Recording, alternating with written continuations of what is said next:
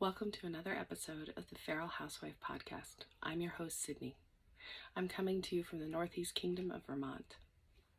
I can be found as Sydney Knits on Ravelry, or you can email me at theferalhousewifepodcast@gmail.com. Please remember to like, subscribe, and comment so that the content of the show can get out there. As I've mentioned before, I hosted a podcast over a decade ago, and I had quite a substantial number of subscribers before I stopped podcasting due to internet connectivity issues when I moved to a more rural area. I'm enjoying podcasting again, and it's encouraging to do so when I can see the viewership and subscriptions increase. I try to record the video and then extract audio and also post that. The audio podcast is available anywhere that you typically find a podcast. I try to be very descriptive in my words, but if you're listening to the audio and you're just not seeing what I'm trying to say, pop on over to YouTube and you can probably see the timestamp will be almost identical, so you can see what I'm talking about. So welcome. So I'm going to host today's podcast a little bit differently. I mentioned in a previous podcast that Lantern Moon had re-upped their business. And I used to knit with Lantern Moon needles, and they put out a call for information regarding what your feelings on them were. I'm going to try to dig through old footage of the Naked Knits Enchanted, Entangled, Entwined podcast and see if I have the review that I did on the Lantern Moon products then. I don't know what's going to be different with the new products, so I can only speak on things that I enjoyed and things that I hoped that would improve. And then I'm hoping that the company will provide me some sort of feedback that perhaps I can share with you. So most of my DPNs for socks are either rosewood or ebony, primarily ebony, from Lantern Moon a decade ago.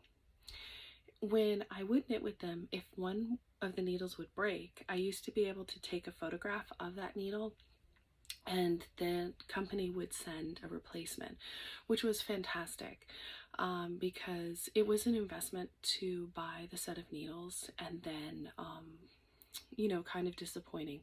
And I'm not talking about like I sat on them and they broke, but every now and then, sometimes there's integrity issues with the wood or what have you, but it was very gracious of them.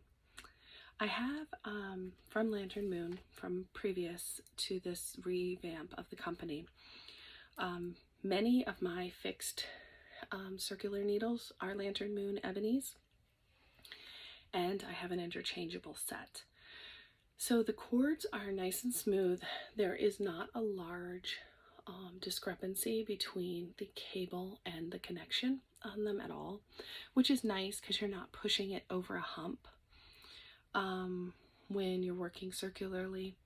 The wood is nice and smooth. If you've knit with bamboo needles, you may have found that it can be a little grabby, especially with a toothier yarn, but I haven't ever found that to be the case. The smallest diameter that I've knit with on the circulars has been a 12-inch. I think it's a 12-inch, which I will use, I don't think 9, on the top part of sleeves or things. And then I switched to DPNs. I haven't found many gauge issues when I do that at all. Although the cord has been really smooth, it's not my preferred cord for magic loop. Chigu needles cord, it folds much in the same way, but it has more articulation in its movement. And so I'm curious if the new cordage from Lantern Moon has improved articulation. It wasn't anything that I noticed at all when knitting garments, and I knit quite a few things with them, but it is something if I were going to magic loop sleeves.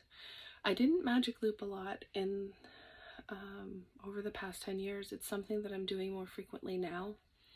I don't know exactly why. So if I looked puzzled, that's why I was puzzled. So onto my interchangeable set from them. And like I said, this is previous the relaunch of the company. It's in a beautiful silk case, and they are twist on circular needles, and they have a locking key that if you're familiar with knit picks, Teague also has that key feature. I don't know who else. I know Haya has like a little rubber stopper. So if I use the key that goes in the little hole to secure these, I don't have an issue with them coming loose.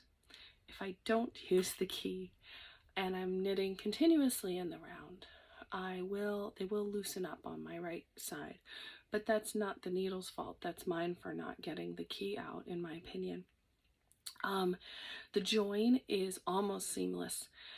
I don't notice a difference between using the interchangeable and the fixed needle set in the Lantern Moon. So a pro in the ebony needles is the tip on them is quite sharp, especially for a wooden needle. This is I think that's a US size 6 that I'm holding up. And if you have issues where you sometimes have hand or nerve pain in your hands, my experience with my hands has been that the wooden needles warm slightly while you're using them and feel more natural and comfortable to my hands than metal needles. I do love metal needles, so it's kind of a give and take for me, but the ebony is so nice and warm. I know that some people had asked about the sustainability of their techniques in using some of these woods, and I would imagine if Madeline Tosh had paired with them, that would be something that they've already considered. But I thought I would share my experience that I have knit with them for over a decade now. I have not had any breakage of needles. When I mentioned like I could send a picture, it only occurred to me occurred twice. Both were rosewood sets that happened, and this was quite a long time ago, because like I said, if it had happened recently, I wouldn't have been able to contact the company. So they are my go-to needles for the most part, unless I'm doing magic loop. I have purchased Teague needles, and recently I prefer the cords to the older style, but I'm interested to see what the new cords from Lantern Moon are like. So I hope that might be helpful for you. So we'll go on to the usual business. I don't know if this was totally done last time we talked, the Winter Soul by Jennifer Steingast. So I know I talked about it, and I'll just kind of brush over some of the things about it. This is knit in Junction Fiber Mill practice yarn. It is 3 natural colorways that they have there. This makes it a very affordable sweater. The modifications that I did was knitting an I-cord bind off on the sleeve, and that was it. Because I was low on this gray one, and I may have had enough to do a 1x1 rib, but it would have been really close. So at any rate, I'm happy to wear it. It is great outerwear. I hope it wears really well over time, and so I'll only time will tell how that works out. So I've worn this next piece on the podcast before, but I did put the Norwegian sweater closure on it, so I wanted to hold that up. So they're meant to sew on like this. I had to actually ask, when I hosted the podcast before, one of the listeners and people that I became friendly with, Celia from Norway, and I have remained in contact, and So when I got the closure, I wasn't exactly sure how to put it on. And my mindset would have put this clasp back over the garment, not have it float out. But she showed me a picture of how she had attached it on one of her daughter's garments, and that was the way it was. I'm gonna grab a sip of tea. So I don't remember if I mentioned, but I'm coming to you from the Northeast Kingdom in Vermont, and we have been warming up considerably. We're at about 20 degrees Fahrenheit right now. We have gotten a little sloshy because we've gotten out of freezing temperatures, and I can't say that I'm a fan. I swear that Groundhog said it was going to be 6 more weeks, but who knows. So that's where we are. So I have to tell you, most of my works in progress have been kind of an epic fail this week.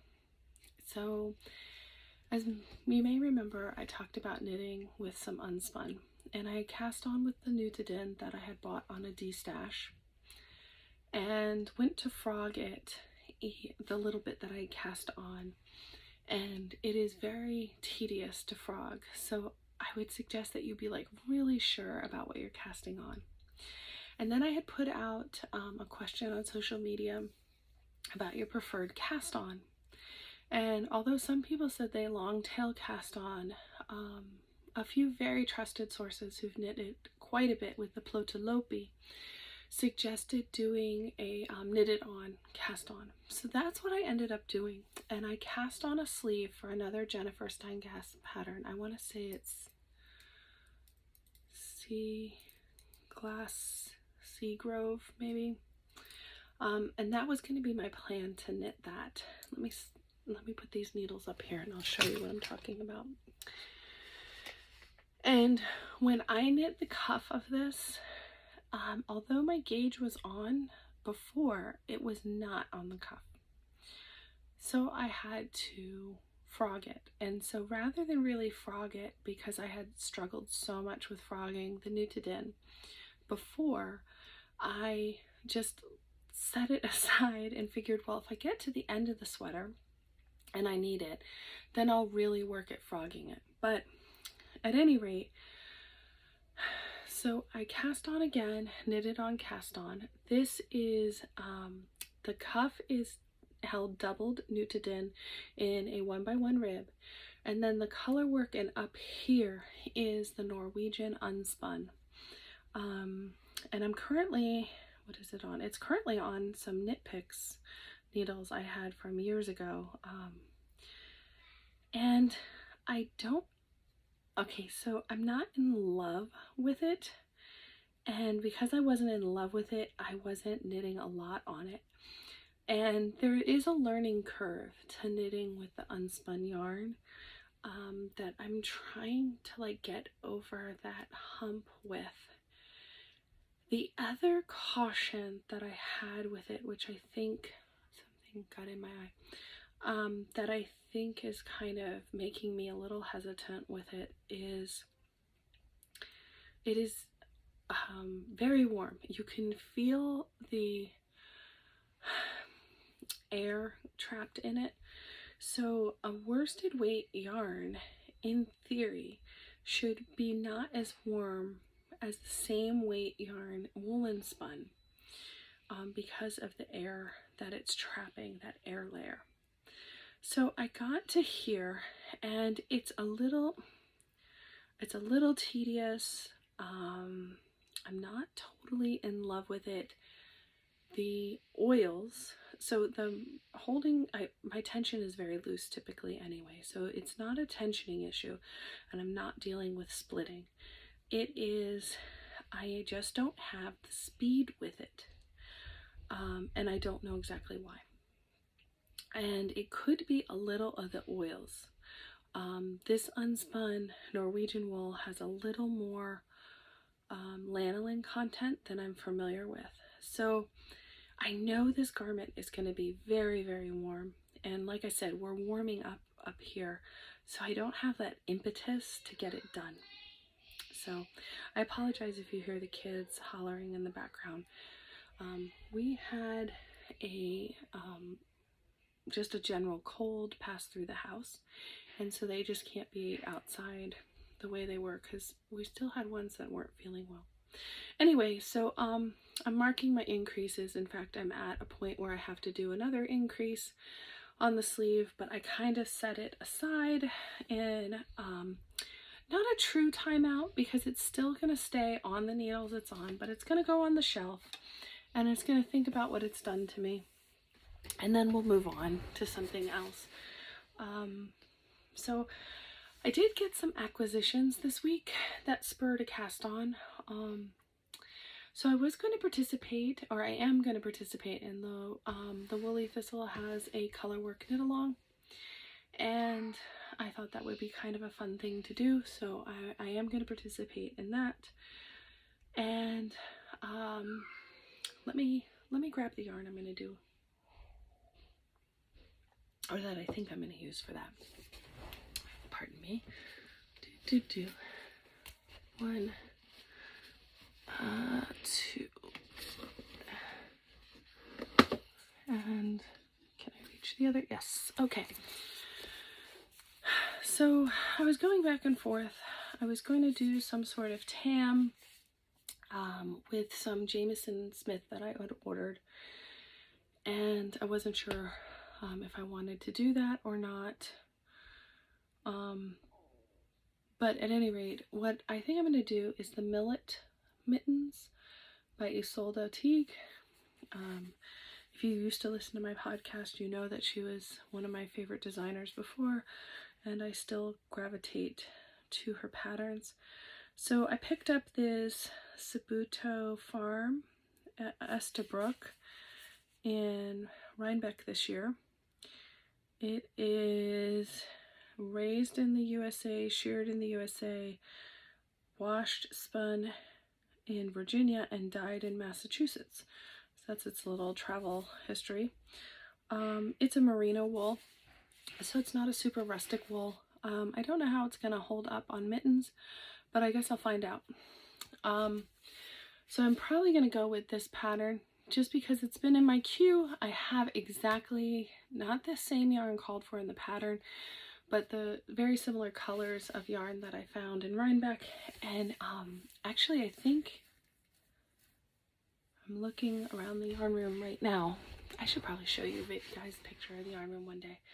Let's do that. Let's make it, if I get to, I know, 20 subscribers, then we'll do a yarn room tour. And when I say room, it's a glorified closet. This house was built in 1781. So this is the space that was the sewing area of the farmers' wives that were living here, or farmer's wife that was living here, and progressionally. But I'm happy to tour it. So, at any rate, I found out that sadly the Loopy U is closing.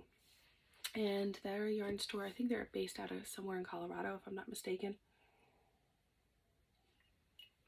Like I said, the kiddos have been ill, and so I'm doing the best I can with that. So I certainly didn't need yarn. However, they had their everything was on sale, so I got a bunch of Jamieson and Smith. They didn't have many sweater quantities, and what they did, the one that spoke to me, I did get a sweater quantity of. And then I got ones that would go with it. And I was originally going to use some of the pinks in a tam for the Woolly Thistles knit along. But I decided instead to use these not mismatched, but this color family in the Brise pattern. So I cast it on. And I'm shy an inch into the 1x1 ribbing. So I measured myself, and then I fell in like this black hole of size on the pattern. I wouldn't say it's a very size inclusive pattern. So it the window for the large and the extra large, there's like a little gap. So I guess you kind of have to guess. Like, and so I wasn't sure what I was going to do. So what I did is I went and measured the Tidal yarn sweater that I had, because 398 stitches seemed like a lot. Now I'm knitting this part, the lower part of the garment. It's color work by, was it Marie Wallen? And so it's knit from the bottom up. And I have seen people knit it similar to the way the Wintersole is constructed, where they've done a cowyak cast on, a provisional cast on, knit this way up doing the color work, and then pulled back and then knit down. And I think if I had to reinvent the wheel and do it all over again, I'd probably do that. But we're here. So 398 stitches seemed like an awful lot.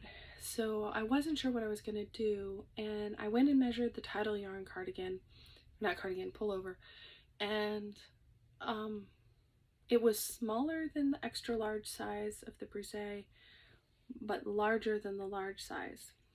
And I was nervous about the color work part being tight, because you can kind of work with a little bit more negative ease in just straight stockinette, but with the floats and things, I didn't want to have puckering. So I thought maybe a little oversized could be better, and I hope I still feel that way. I am slightly, very slightly, toying with the idea of setting this aside like a moment and casting on provisionally and doing the color work and trying that on.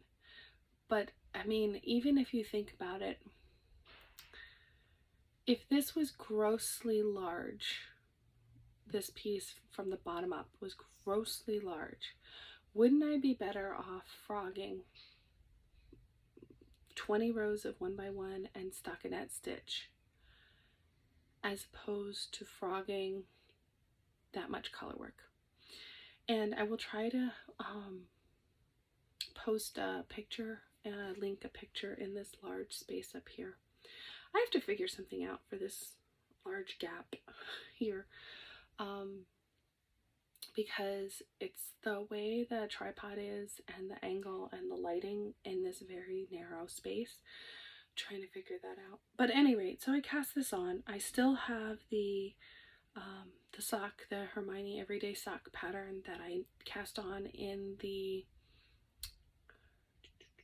Lichen and Lace Sock Club in their Afterglow colorway. I'm on the foot. I'm halfway through the first. And that's just something that lives in the car and I do occasionally. So I'm going to pretty much really be focusing on this piece here. If I'm not mistaken, I have sleeves to do. If you're wondering why I didn't cast on a sleeve and use that as a gauge swatch, it's not an issue of gauge for me with this sweater. It's an issue of which way would fit better. So I think I'm leaning towards oversize is going to be the way to go with that, but we'll see. So that is the work in progress there. The sock is the other work in progress, and you saw the sleeve that is going into timeout, or is now currently on the shelf for timeout.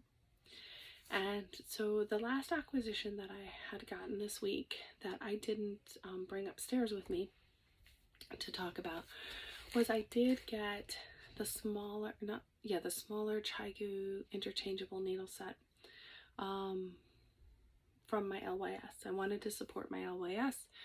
I prefer to use that needle set for Magic Loop, so that is going to solve that.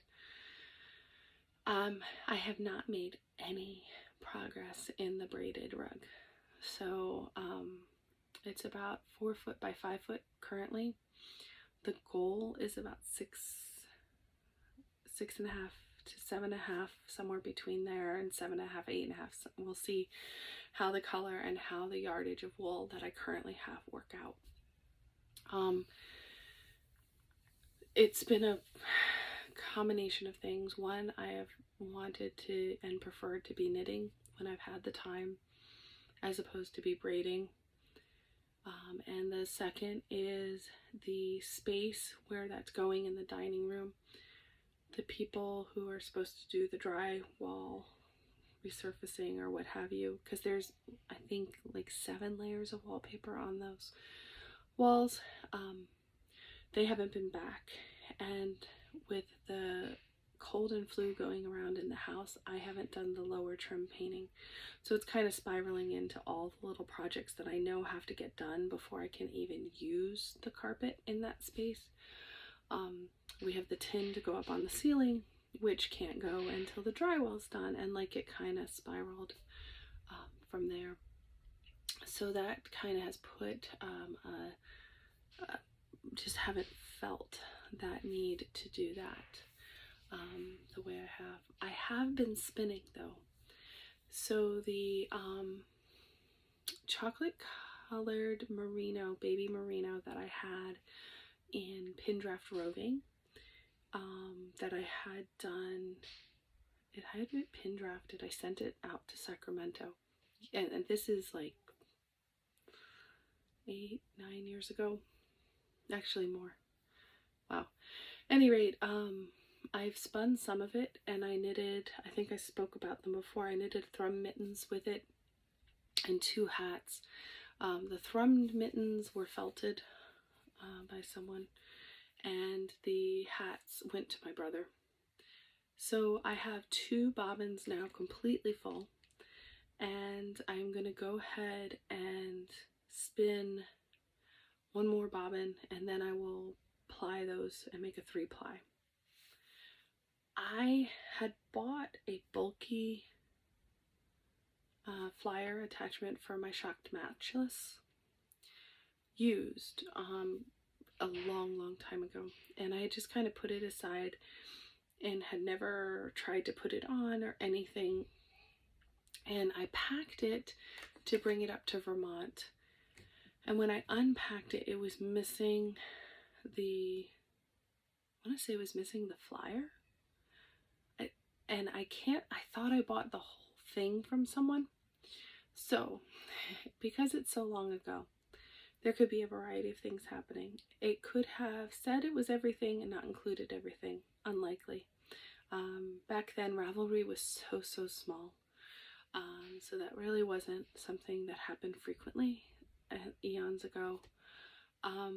The other possibility is that it is somewhere amongst the sewing items that I haven't packed to bring up to Vermont. And then the last would be that it said it didn't include it, but I was like new to that wheel and thought, well, I have a flyer, not that I would need a bulky flyer.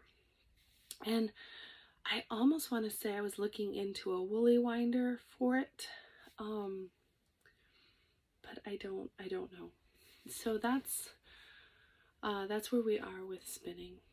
So if you're only here for the fibery goodness, I'm going to transition over to a little pottery news. But if you're interested in the pottery things, go ahead and hang out. So what I've been making a living with for the past couple of years is pottery and art.